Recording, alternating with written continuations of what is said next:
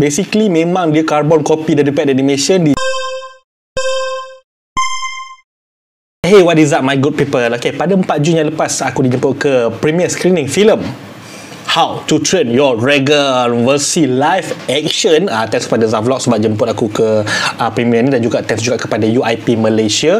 Overall untuk filem ini memang sebenarnya filem yang dinantikan oleh ramai peminat-peminat How to Train Your Dragon. Cumanya bila kita tengok filem-filem yang di remake daripada filem animation, kita akan expect sesuatu akan diubah lah dalam filem ini, ataupun akan ditambah world building dekat dalam versi live action. Kalau tengok dalam filem-filem Disney yang lain, semua ada tambah-tambah sikit dalam live action compare tu pada animation. Untuk How to Train Your Dragon daripada DreamWorks ni, banyak pun yang diubah. Basically memang dia carbon copy daripada animation dijadikan versi live action. Senang cerita, kalau tengok filem ni ibarat macam kau tengok 4K Ultra HD lah.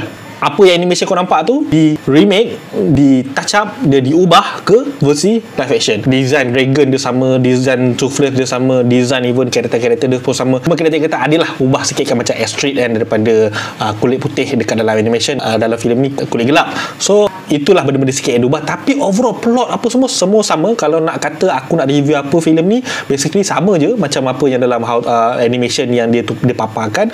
Ini adalah untuk orang-orang yang macam selalu bising kata kalau versi remake live action animation mesti ada ubah, mesti ada tambah lah apa semua kan. Ni adalah filem-filem untuk orang-orang yang tak suka tokoh tambah, dia suka adaptation yang 100% sama ataupun at least 95% sama daripada versi animation. Cuma personally bagi aku it doesn't work for me, sebab aku expectkan sesuatu yang at least ada kelainan, sebab filem animasinya sendiri pun adalah sebuah filem yang diadapt daripada novel. So aku expectkan ada elemen-elemen daripada novel untuk versi live action ini pula yang tak dimasukkan dalam versi animasi, tapi tak ada.